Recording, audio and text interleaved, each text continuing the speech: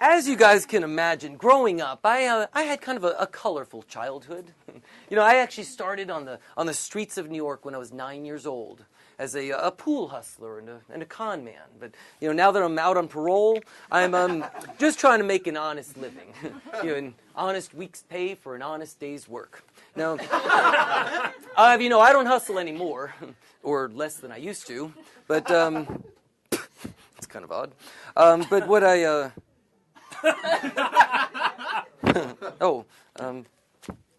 that's better. Yes, I know.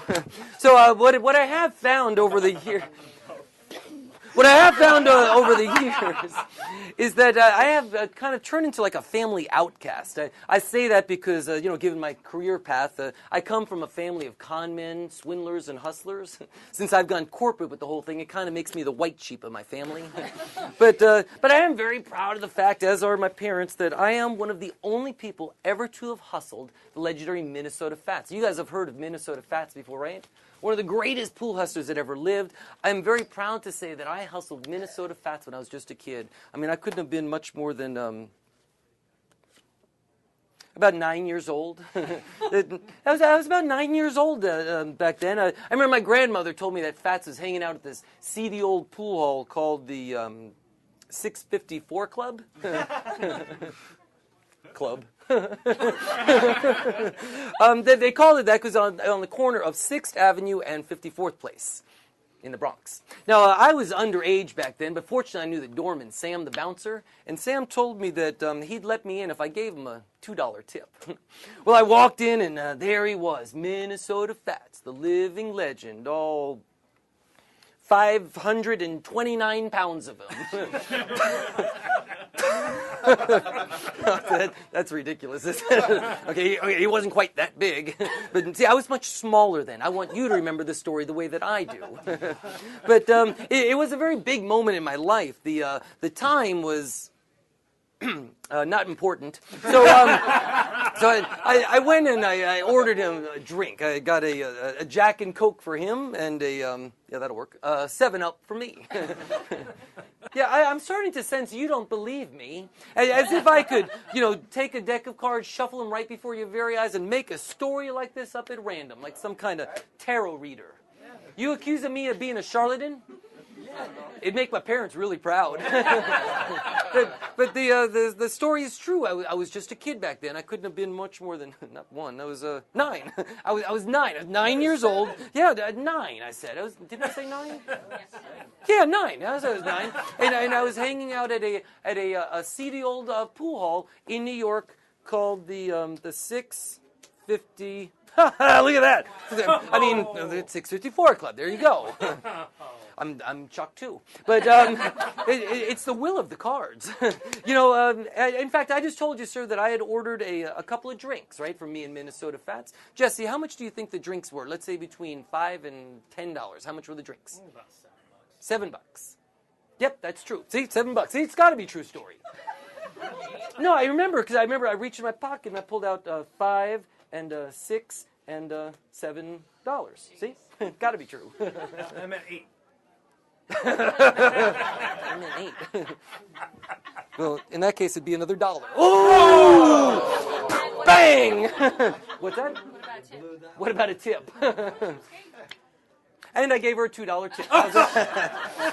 All right, smarty pants, if you want a speaking role in the show. I just told you that I challenged him at that point to a game of pool. Do you shoot pool? Damn. Which game of pool did I challenge him to? Which game of pool? The one with the solid and the stripes. A real pool hustler. The one with the solids and the stripes.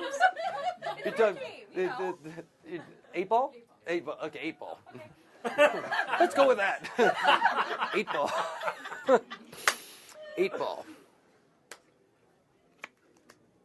You sure it wasn't one pocket? Because that would have been really convenient right now.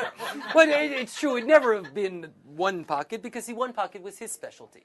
But then again, it would never have been 8-ball either because, see, yeah, 8-ball was my specialty. In fact, the game we played that day was 9-ball. No. See, yeah, I know, right? Yeah, 9-ball, it's a pool hustler's game. And anybody not familiar with 9-ball, it does use the first 8 solid balls, and then it uses the one stripe ball being the 9-ball.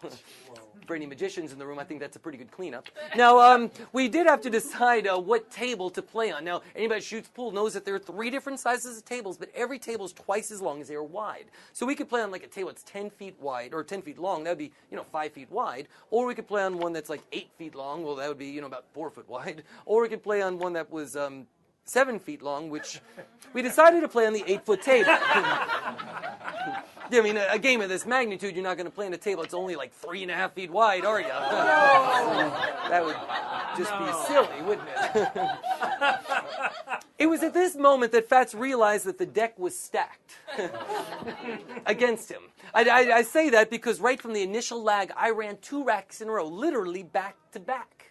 And then later in another game, I actually made 2 balls on the break. I made the 7-ball, and I made the 9-ball and won the game. True.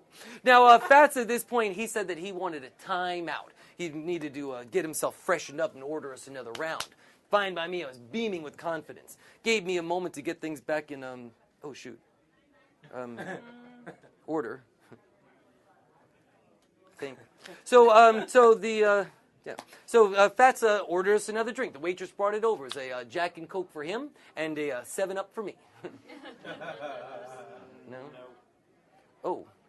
Did I mention she was a bad waitress? She accidentally screwed up the order. Could happen to anybody, apparently. But it's okay. She was gorgeous. I mean, she was like a perfect 10. So I gave her my usual $2 tip. So he said, Chef, he says, I like it, kid. He says, how old are you? And I said, I'm 19. It's underage back then. And he says, well, where'd you learn how to shoot so good? I said, right down the street at the old 153 Club in Queens. Franchise, So he says, well, what's the score, kid? And I said, honestly, I have no idea. Let's find out together. I had won 10 games. Yeah, I mean, I was winning big. In fact, I was totally kicking his... We were tied. 10-10. So I said, how about if we just play one more game for $500? Well, as he racked the balls up for our final game of 9-ball, the audience waited in anticipation to see how I was going to get myself out of the mess I'd got myself into. Quite frankly, I was a little curious myself.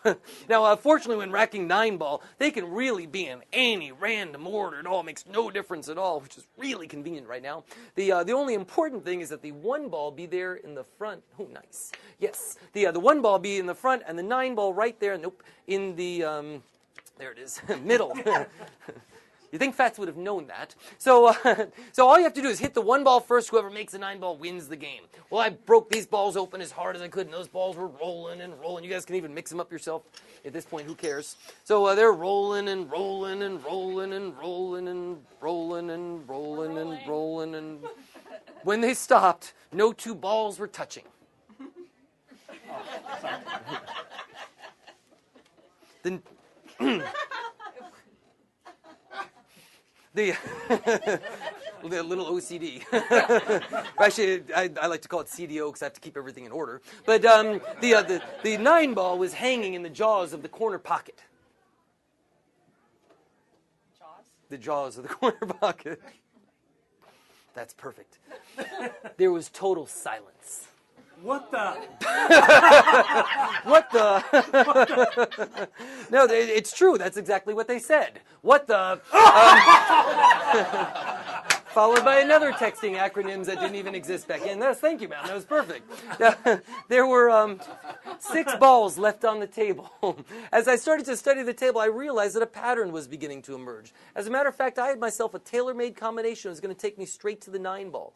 All I had to do was hit the 1-ball first. If I hit the 1-ball first, I would beat the legendary Minnesota Fats. If I did not hit the 1-ball first, I would have just wasted 8 minutes of your lives. I couldn't decide which way to go, so I went to my backer, Jesse. I said, Jesse, make the decision for me. I pulled back my pool cue and I hit. This one. Turn it over.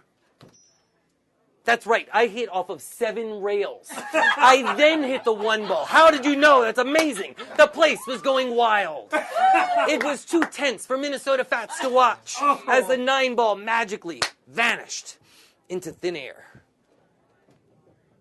That would have been so cool! Man! I don't know how those guys do that up there. but it wouldn't have done the story justice, though, right? I mean, because, we all know that pool balls, they don't just kind of magically, vanish into thin air. No, they always seem to reappear.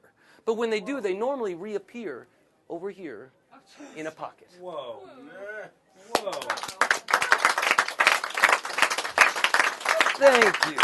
Well, folks, that's the story of the first time that I hustled the legendary Minnesota Fats. Huh. Well, if you'd ever like to hear the second story, you'll have to go down to the old 654 Club. Ask for Sam the Bouncer. He'll tell you the story for a $2 tip. Thank you, guys. Thank you. Another nice round of applause for Trisha. One more for Jesse.